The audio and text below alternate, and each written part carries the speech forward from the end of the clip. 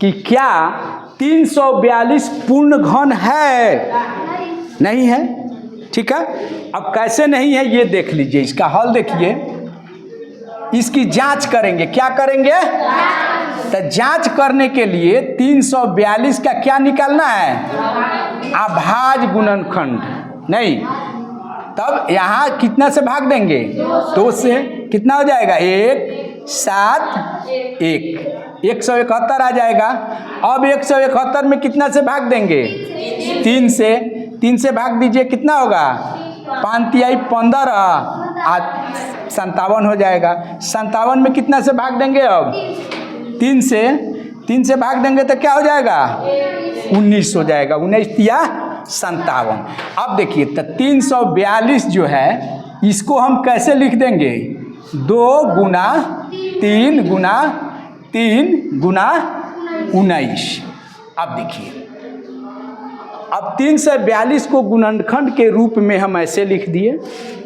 तो पूर्ण घन होने के लिए एक अंक को 3 के समूह में होना चाहिए। यानी 2 है तो 2 गुना 2 गुना 2 3 गो रहता है। इसमें 3 है तो इसमें 2 है, इसमें भी रहता 3 गो, 3 गुना 3 गुना 3। 19 है तो यह भी यदि 19 गुना 19 गुना 19 रहता तब ये पूर्ण घन होता। तो कोई 3 के समूह में है? नहीं है, इसलिए 342 पूर्ण घन नहीं है। बोलिए, बात समझ में आया? 3 का इसमें जोड़ा नहीं है। ठीक है, देखिए हम समझा देते हैं कैसे। तो इसकी जांच के लिए हम क्या करेंगे? 400 का क्या करेंगे? अभाज्य गुणनखंड कर देंगे। क्या कर देंगे? तो सबसे छोटी अभाज्य संख्या कौन है? 2 है, जो सम भी है। हम 2 से इसमें भाग कर देते हैं। क्या कितना हो जाएगा? 200 हो जाएगा। अब 200 में फिर हम क्या करेंगे? 2 से भाग कर देंगे। अब कितना हो जाएगा? 100 हो जाएगा। फिर इसमें 2 से भाग कर देंगे, कितना हो जाएगा? 50 हो जाएगा। फिर हम इसमें 2 से भाग कर देंगे, कितना हो जाएगा? 25 हो जाएगा। अब 25 में 2 से भाग करेंगे? नहीं लगेगा। अब कितना से करेंगे? 5 से। अब यहाँ कितना हो गया? 5। अब देखिए, अब हम 400 को ऐसे लिख सकते हैं गुणनखंड के रूप में। 2 कौगो है? कौगो 2 है? 4 गो। तो 2 गुना 2 गुना 2 गुना 2। और उसके बाद क्या है? 5 कौगो है? 2 गो है। 5 गुना 5। अब देखेंगे कि पूछ रहा है कि क्या 400 पूर्ण घन है? नहीं है। तो 400 पूर्ण घन होने के लिए क्या चाहिए? हाँ, बात समझ रहे। पूर्ण घन होने के लिए 3 का समूह चाहिए। 3 का समूह चाहिए। जैसे 2 गुना 2 गुना 2, इस 3 गो का समूह हो गया। आ एगो है सिंगल रह गया। यह भी 3 गो हो रहता समूह में, या 5 दो ही है नहीं। तो पूर्ण घन होने के लिए जैसे ये 3 का समूह है, इसको भी 3 का समूह होना होगा, और इसको भी 3 का समूह होना होता। अगर ये ऐसे रहता 2 गुना 2 गुना 2, यह 2 भी रहता 2 गुना 2 गुना 2, यह 5 रहता 5 गुना 5 गुना 5, तब तक यह तो पूर्ण घन है ना।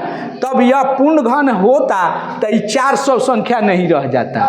तब ये 400 में कितना से गुना हो जाता? 2 लिखे हैं, 2 गुना 2 4 ई और एगो 5 20 से, यानी 400 में 20 से गुना कर दीजिएगा तो कितना हो जाएगा? 8000। यह 8000 ये पूर्ण घन है। 8000 पूर्ण घन है। तो बात तो समझ गए कि पूर्ण घन होने के लिए 3 का क्या चाहिए? समूह चाहिए। और इसमें 3 का समूह नहीं है, सिर्फ एक ही का है, 2 का, बाकी का नहीं है। बात समझे कि नहीं? अच्छा, कि वह सबसे छोटी संख्या ज्ञात करे जिससे, का मतलब उस छोटी संख्या से 320 में गुना करने पर पूर्ण घन प्राप्त हो जाए। यानी वह छोटी संख्या कौन है जिस छोटी संख्या से 320 में गुना किया जाए तो क्या प्राप्त हो जाए? पूर्ण घन प्राप्त हो जाए। तो हम लोग क्या जानते हैं कि पूर्ण घन प्राप्त होने के लिए उसके अभाज्य गुणनखंड का 3 के समूह में रहना चाहिए, जरूरी यही ना है। तो पहले हम 320 का क्या निकाल लेंगे? अभाज्य गुणनखंड निकाल देंगे, ठीक है। तो 320 का अभाज्य गुणनखंड निकालिए, क्या होगा? 2 से भाग दीजिए, कितना होगा? 1 6 0, फिर 2 से क्या हो जाएगा? 80, फिर 2 से 40 हो गया, फिर 2 से 20 हो गया, फिर इसमें 2 से 10 हो गया। अब कितना से? अब 2 से तो कितना हो गया? 5। अब इस 5 में कितना से? 5 से भाग देंगे तो भी ठीक है, नहीं देंगे तो भी ठीक है। 1 आ गया नहीं, यानी 320 का अभाज्य गुणनखंड जो है हम 320 बराबर क्या लिख देंगे? 2 का कितना बार है? 6। तो 2 गुना 2 गुना 2 गुना 2 गुना 2 गुना 2, उसके बाद क्या है? 5। 5 कितना बार है? 1 बार है, ठीक है। अब देखिए, तो 320 का जब हम अभाज्य गुणनखंड निकाले हैं तो यह 2 3 के समूह में है और यह 2 3 के समूह में है। तो पूर्ण घन होने के लिए यह 3 के समूह में है, यह 3 के समूह में है, लेकिन 5 जो है सिंगल है। सिंगल का मतलब अकेला है। यह भी यदि 3 की संख्या में रहता तब तो पूर्ण घन हो जाता कि नहीं? यानी यहाँ 5 गुना 5 और रहता तो पूर्ण घन होता। तो अब कह रहा है कि तब 320 में आप कितना से गुना करेंगे? सबसे छोटी संख्या कौन होगी जिससे गुना करेंगे तो 320 से गुना करने पर जो संख्या आएगा वह पूर्ण घन हो जाएगा। तो यहाँ कितना और रहता तो हो जाता 25 से, यानी यहाँ 5 और यहाँ एक और 5 रहता तब तो ये पूर्ण घन हो जाता। तो यह पूर्ण घन हो गया, तो गुना किए हैं 25 से, तो इसमें भी कितना से गुना करना होगा? 25 से, यानी 320 में कितना से गुना करेंगे हम? 25 से गुना कर देंगे। वह छोटी संख्या कौन है? 25 है, जिससे 320 में गुना कर देंगे तो वह पूर्ण घन हो जाएगा। तब 25 से गुना करता दो, बोलो कितना होगा? 25 दूना 50 के 0, हाथ में 5, 25 तिया 75, 5 80, 1 0 है तो 0, 8000 हो गया। अब इसकी जांच भी कर सकता है कि 8000 पूर्ण घन है कि नहीं। तो इसका भी अभाज्य गुणनखंड निकाल दो, ठीक है। 2 से कितना होगा? 4000 होगा, फिर 2 से 2000 होगा, फिर कितना होगा? अब 1000 होगा, फिर कितना होगा? 500 होगा, उसके बाद कितना होगा? 250, 250 होगा, फिर कितना होगा? 125 हो गया, 125 हो गया। अब क्या होगा? 5 से भाग करो, तब कितना होगा? 5 से 3 से कैसे लगेगा? 5 से कितना हो जाएगा? 25 में फिर कितना से? 5 से कितना हो गया? अब देखिए, अब 8000 पूर्ण घन है कि नहीं, तो इसके गुणनखंड को देखिए कि यह 3 के समूह में है कि नहीं। 1 2 3 4 5 6 है तो 3 के समूह में हो गया, और 5 भी है तो ये 3 के समूह में है। अब तो 8000 पूर्ण घन हो गया। इसका मतलब 320 में सबसे छोटी संख्या कितना है? 25 से गुना करने पर वह संख्या जो है पूर्ण घन हो जाएगा, और वह संख्या क्या हो जाएगा? 8000 पूर्ण घन हो गया। बात समझ। अब क्वेश्चन देखिए, वह छोटी सी छोटी संख्या ज्ञात करें जिससे, यानी उस छोटी संख्या से 256 में भाग देने पर भागफल एक पूर्ण घन प्राप्त हो जाए। यह भी बहुत आसान है नहीं? तो इसको क्या करेंगे? पहले 256 का अभाज्य गुणनखंड निकाल देंगे। तो 256 का अभाज्य गुणनखंड निकालिए तो क्या होगा? 1 2 128 होगा। 128 में फिर 2 से भाग दीजिए, कितना होगा? 64 होगा। फिर 2 से भाग दीजिए, कितना होगा? 32। फिर इसमें 2 से भाग जाएगा 16। फिर 16 में भाग दीजिए 2 से 8। 8 में 2 से भाग दीजिए 4। 4 में फिर 2 से भाग दीजिए 2। हो गया। अब देखिए, अब देखेंगे कि 256 का गुणनखंड आ गया, भाज्य गुणनखंड कितना? 2 कितना है गिनो? 1 6 1 2 3 4 5 6 8 गो है, तो 2 गो और बढ़ाओ, 2 गुना 2 हो गया। उसके बाद क्या है? उसके बाद कुछ नहीं है, यही है ना। अब देखिए, तो 256 का 1 2 3 4 5 6 7 8 256 का अभाज्य गुणनखंड जो है इतना हो गया। तो कोई संख्या पूर्ण घन है कि नहीं, इसके लिए इसका अभाज्य गुणनखंड जो है 3-3 के समूह में होना चाहिए। यदि 3-3 के समूह में है तो वह क्या है? पूर्ण घन है। तो 3-3 का समूह बना दीजिए। 3 गो ये हो गया, 3 गो यह हो गया, तो 3 गो एगो ई समूह हो गया 3 का, आ 3 का समूह एगो ई हो गया, आ हई 2 गो इसमें फालतू हो गया। इसका समूह है। तो अगर रहता प्रश्न कि सबसे छोटी संख्या क्या है जिसमें 256 में उस संख्या से गुना कर दिया जाए तो पूर्ण घन बन जाता, तो गुना कितना से कर देते? इसमें 2 से कर देते, 2 से गुना कर देते 256 में, तो ये पूर्ण घन हो जाता। अब कह रहा है कि गुना नहीं करना है, भाग करने पर भागफल पूर्ण घन हो जाए। तो जो है फालतू है इसको हटाएंगे कैसे? हाँ, इसको हटाने का तरीका है, ऊपर 2 गुना 2 है तो इसमें नीचा भी 2 गुना 2 कर दीजिए, यानी भाग इसमें कितना से कर देंगे? 4 से। तो इस 2 से 1 2 ये फालतू हट गया, यह जो था अब तो इसमें से फालतू हट गया, जो अधिक था हट गया। अब तो 3-3 का समूह बच गया नहीं। तो इसमें हम भाग किए हैं 4 से, इसका मतलब यहाँ 256 में भी कितना से भाग होगा? 4 से। तो यह कट कर कितना हो जाता? 4 छक 24, 4 चौका 16 64। यानी 256 में सबसे छोटी संख्या 4 से भाग देंगे तो भागफल क्या हो जाएगा? पूर्ण घन हो जाएगा। और वह भागफल कितना होगा? 64।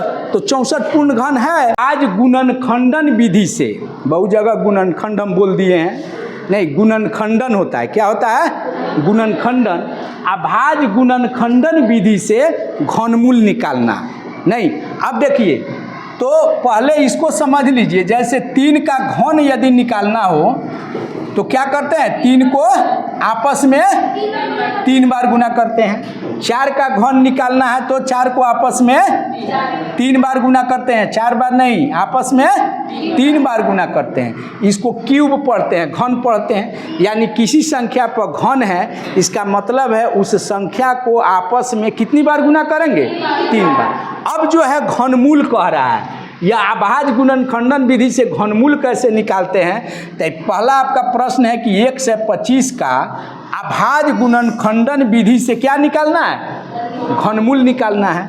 यानी इसका अभाज्य घनमूल निकालने के लिए इसका अभाज्य गुणनखंडन पहले कर देंगे। तो इसमें भाग देते हैं सबसे छोटी अभाज्य संख्या से। सबसे छोटी अभाज्य संख्या से भाग नहीं लगता है तब उससे बड़ी अभाज्य संख्या से भाग देते हैं। अगर उस अभाज्य संख्या से भाग नहीं लगेगा तो फिर उससे बड़ी अभाज्य संख्या से भाग लेते हैं। तो सबसे छोटी संख्या अभाज्य संख्या कौन है? 2। तो 2 से इसमें भाग नहीं लगेगा। 2 के बाद 3 है, 3 से भी नहीं लगेगा। 5 से, तो 5 से भाग देंगे तो ये कितना हो जाएगा? 25 हो जाएगा। और इस 25 में फिर कितना से भाग देंगे? 5 से। यानी हम 1 से 25 को अभाज्य गुणनखंडन के रूप में कैसे लिख देंगे? 5 गुना 5 गुना 5। अब कह रहा है कि अभाज्य गुणनखंडन ही हो गया। इस अभाज्य गुणनखंडन विधि से 125 का घनमूल निकालना है। क्या निकालना है? घनमूल। तो अब घनमूल का यह चिन्ह हो गया। ऐसे कर देते हैं तो वर्गमूल, इस पर यहाँ 3 दे देते हैं तो अब ये कह रहा है कि घनमूल हो गए हम। यह क्या शो करता है? घनमूल। अब पढ़ाएगा कि 125 का ये घनमूल, तो इस पर भी हम क्या करेंगे? घनमूल का चिन्ह दे देंगे। तो घनमूल का मतलब होता है ये 3 के समूह में से एक बाहर आ जाएगा। ये 3 के समूह में से एक बाहर आ जाएगा, तो इसका घनमूल का जवाब क्या हो गया? 5। बात समझे कि नहीं? यही इसका आंसर हो गया। अब देखिए, अभाज्य गुणनखंडन विधि से 7 से 29 का क्या निकालना है? घनमूल निकालना है। क्या निकालना है? घनमूल। तो सबसे पहले 7 से 29 का हम क्या कर देंगे? अभाज्य गुणनखंडन कर देंगे। क्या कर देंगे? अभाज्य गुणनखंडन कर देंगे। अभाज्य गुणनखंडन के लिए सबसे छोटी अभाज्य संख्या से भाग देते हैं। तो 2 सबसे छोटी अभाज्य संख्या, इससे भाग नहीं लगेगा। 3 से लगेगा कि नहीं? लगेगा। क्यों?